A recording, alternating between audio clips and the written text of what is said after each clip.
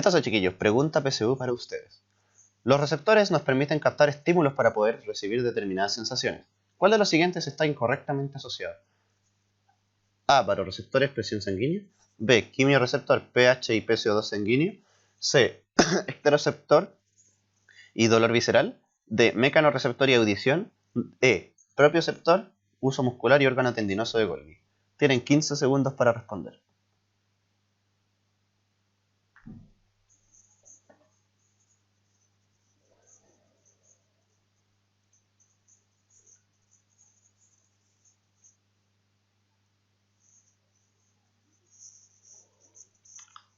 Chiquillos, la alternativa que está incorrecta es ectoreceptor con dolor visceral. El dolor visceral es con interoceptores, no con ectoreceptores, como ustedes ya conocen. Los baroreceptores, como saben, presión sanguínea, quimioreceptor, pH y PCO2, para los que no saben, pH detecta la concentración de protones en el organismo. Mecanoreceptor, audición, esto está correcto. Y propioceptor, uso muscular y órgano tendinoso de Golgi, como nosotros ya lo habíamos visto. Entonces, chiquillos, cuando un receptor detecta un estímulo ambiental, genera lo que se llama potencial de receptor. Cuando detecta el estímulo, hay cambios en su membrana que provocan una despolarización de esta, como ustedes conocen en las neuronas.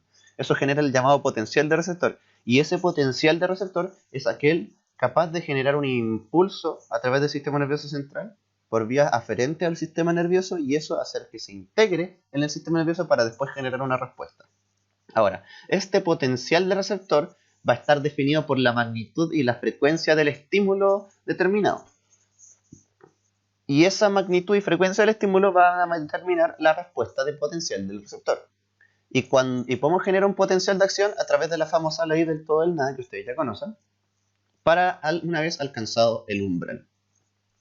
Mientras más potenciales de acción llegan al sistema nervioso central, mayor es la sensación producida por el estímulo, o cuanto mayor sea la amplitud del potencial de acción, mayor va a ser la sensación. ¿Por qué? Por lo que habíamos visto, porque viene dado por la magnitud y frecuencia del estímulo. A mayor magnitud o frecuencia del estímulo van a haber mayores potenciales de acción que llegan al sistema nervioso central y van a generar una mayor sensación. Aquí lo vemos con un ejemplo. Si ustedes ponen la mano al lado de un fosforito, lo que van a tener es que a nivel de los sensores de calor de su piel, vamos a tener en el tiempo un disparo de potencia. Estos son cambios en esto de acá, chiquillos, en el eje de las ordenadas, son cambios en el voltaje de la membrana. Y eso, chiquillos, va a generar que a través del tiempo se generen ciertos potenciales de acción una vez pasado el umbral. Esta línea apuntada de aquí es el umbral, por lo tanto estos de acá son potenciales de acción. Si ustedes ven, son solo 3. Por lo tanto, una vez producido tiende a la polaridad, pero después vuelve, etcétera, vuelve. Pero en frecuencia no es tanto. ¿Por qué? Porque esto corresponde a un estímulo débil, porque el calor es muy bajo. En cambio, si ustedes ponen su mano a un estímulo fuerte, como una antorcha, chiquillos, lo que va a pasar es que los sensores, que el estímulo va a tener una mayor magnitud, y eso va a generar una mayor frecuencia en disparo de potenciales de acción, generando esto, chiquillos. Y eso, chiquillos, a la larga va a generar que en el tiempo haya una mayor sensación del estímulo. Por lo tanto, esto de acá les va a producir más calor que esto que está acá. Entonces, chiquillos, como bien decíamos, el potencial de acción se debe a un cambio en la polaridad de la membrana del receptor. Entonces, por ejemplo, si nosotros tenemos las papilas gustativas como ejemplo, lo que vamos a tener es que cada receptor va a ser estimulado acorde al estímulo. Si ustedes vemos acá, si nosotros nos podemos medir aquí el voltaje de la membrana del receptor sin el estímulo, verán que no tiene mucho disparo. En cambio, le ponemos el estímulo y eso aumenta considerablemente. Esto corresponde a un receptor de azúcar, de sabor dulce. En cambio, los receptores salados, lo que vamos a tener es que sin sal no va a tener estímulo, muy poco. Pero en cambio, ponemos la sal y va a generar un estímulo. Y si nosotros, por ejemplo, vemos que aumentan los estímulos del azúcar, también a nivel de corteza vamos a generar una conexión y así generar la sensación. La respuesta de estos, chiquillos, se encuentra por proteínas de membrana correspondientes a los distintos estímulos. Estos, chiquillos, no tienen por qué saberlo. De hecho, revisé las diapos y no tienen por qué saber las distintas proteínas acorde a cada sensación, chiquillos. Pero lo que ustedes tienen que entender es el concepto de cambio de polaridad de la membrana para generar un potencial de receptor, y eso que el potencial de receptor viene dado por la magnitud y la frecuencia del estímulo. Y eso va a definir la mayor sensación de un estímulo o menor sensación. Entonces, chiquillos, para repasar la generación del potencial de acción que ustedes vieron en el impulso nervioso, vamos a ir súper rápido. Esta es la neurona, chiquillos. Cada neurona tiene su axón y las dendritas, y el estímulo parte en las dendritas para generarse en el sigue por el soma, y eso va a seguir por el axón, chiquillos. Va viajando por el axón. Cosas que ustedes ya saben. Entonces, chiquillos, si amplificamos la membrana de la neurona, veremos que dentro de la célula se tiende a un ambiente más negativo que fuera de la célula en condiciones de reposo. Como ustedes bien saben, la concentración de iones afuera y dentro de la célula es diferente. Afuera de la célula hay más sodio y adentro de la célula hay más potasio. Por lo tanto, para generar esa estabilidad de que se mantenga esas razones de concentración, en una condición donde pasó el impulso nervioso y quedó más sodio que potasio en el interior y más potasio al exterior, el protagonista que va a estabilizar esta condición a nivel de membrana va a ser la bomba sodio-potasio, que es Na+K+PAMP, que es lo mismo que bomba sodio-potasio. Lo que va a hacer, como ustedes ya saben, saca 3 sodio y entra 2 potasio. Y así mantenemos la concentración de iones normal. Ahora bien, dentro de la célula y fuera de la célula, nosotros veremos que hay distintas polaridades. Fuera de la célula está positivo, dentro de la célula está negativo.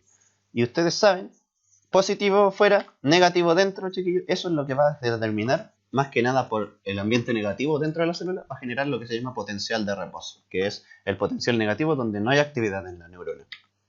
Entonces, chiquillos, para generar el potencial de acción, esto es un repaso ya de impulso nervioso, lo que vamos a tener, chiquillos, es que tenemos canales de sodio y potasio en la célula. Entonces, chiquillos, ¿qué va a pasar? Que generamos un estímulo a nivel de membrana y esta membrana se va a tender a despolarizar. Y esa despolarización, chiquillos, va a generar un potencial de receptor que va a abrir canales de sodio. Esos canales de sodio van a permitir la entrada de este ion. Mientras más entren, más canales de sodio se van a activar y eso va a generar que dentro de la neurona se aumente el ambiente positivo. Entonces, si aumenta la concentración de sodio en un segmento de la neurona, eso va a generar que en el segmento subyacente siguiente se despolarice la membrana y se abran canales de sodio. Y por eso se genera este fenómeno, en que se genera positividad aquí y después aquí se abren canales de sodio, generamos positividad. Esa positividad genera que al lado se abran canales de sodio y entre. Y así sucesivamente. Y por eso el impulso nervioso genera un potencial de acción que es direccional, en este caso de izquierda a derecha. Ahora bien, si mantenemos el ambiente positivo de la célula o aumentamos la concentración de sodio dentro de la célula, vamos a generar dos cosas. Por un lado, chiquillos, si seguimos generando la entrada de sodio, por un lado vamos a tender a cerrar esos canales de sodio, porque si hay mucha positividad, eso va a generar que estos se cierren. Y por otro lado vamos a abrir canales de potasio que van a permitir la salida de este ion. Y al salir este ion, chiquillos, vamos a generar que dentro de la célula haya un ambiente mucho más negativo. Y eso va a generar que el potencial de acción disminuya y volvamos al potencial de reposo. Y así el ambiente de la neurona interno vuelve a estar negativo. Recuerden que la estabilidad de la concentración de iones, porque ustedes bien sabían que entró sodio y salió potasio. Entonces ustedes pensarían, pero al final del impulso nervioso, cuando ya está en reposo, hay más sodio que potasio dentro de la célula y más potasio fuera. Recuerden que la estabilidad de la concentración de estos dos iones viene dada por la bomba sodio-potasio. La bomba sodio-potasio, que depende de ATP, siempre está actuando para mantener esa concentración normal. Y por eso no pasa eso de que queda más sodio que potasio fuera. Entonces, chiquillos, las características de los receptores principalmente es que son excitables. En que un estímulo, chiquillos, va a producir un potencial de acción o potencial de receptor que ustedes ya saben, que cambian la polaridad de la membrana. A mayor estímulo, chiquillos, mayor es la frecuencia de descarga, mayor es la activación de receptores y a su vez mayor es la sensación. Todos estos conceptos ya los conocen. Y esta tercera cosa que quiero que entiendan es que si bien para generar un potencial de acción tenemos una ley del todo y el nada, los receptores son excepciones a la ley del todo y el nada porque generan potenciales graduados. ¿A qué se refiere? Los potenciales graduados dependen de la naturaleza y la intensidad del estímulo. A lo cual, si yo genero cierto estímulo, cierta intensidad, sí o sí voy a abrir canales de sodio que van a tender a la despolarización del receptor. Pero eso no quiere decir que generen un potencial de acción. Por eso son excepción a la ley del todo y nada. Ahora, el potencial de acción, chiquillos, está ligado a la ley del todo y nada, no a los receptores. Y acorde, y como tenemos distintos receptores en el cuerpo, distintos umbrales van a tener acorde al estímulo, acorde a su función. Por ejemplo, es lo que veíamos acá. Si tenemos un estímulo débil, vamos a generar pocos potenciales de acción. Y si tenemos un estímulo fuerte, vamos a generar hartos potenciales de acción.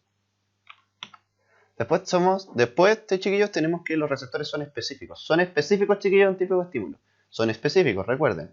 Y como son específicos, tienen alta sensibilidad al estímulo a lo cual están adaptados. Por lo tanto, tienen un umbral bajo acorde al estímulo. Y tener el umbral bajo sirve para generar los potenciales de acción de manera más fácil acorde al estímulo.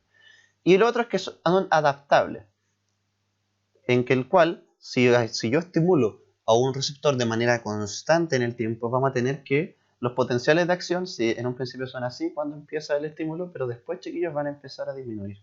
Van a empezar a disminuir y después no va a pasar nada.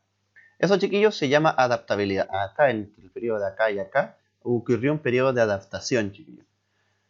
Y estos cambios pueden ser fásicos, que quiere decir que si hay un estímulo súbito, este receptor se puede adaptar de un momento a otro, pero si hay un estímulo tónico, o sea, constante en el tiempo, por ejemplo el frío, va a aumentar la descarga de los receptores de frío. Pero si ustedes se dan cuenta, si nosotros nos vamos a vivir ambientes de frío, nos tardamos unos días en adaptarnos al frío. Cuando llega el calor, por ejemplo en el verano, nosotros nos cagamos de calor siempre, pero después de unos días ya no nos cagamos tanto de calor, nos seguimos cagando de calor, pero no tanto como los primeros días, porque estábamos acostumbrados al frío del invierno.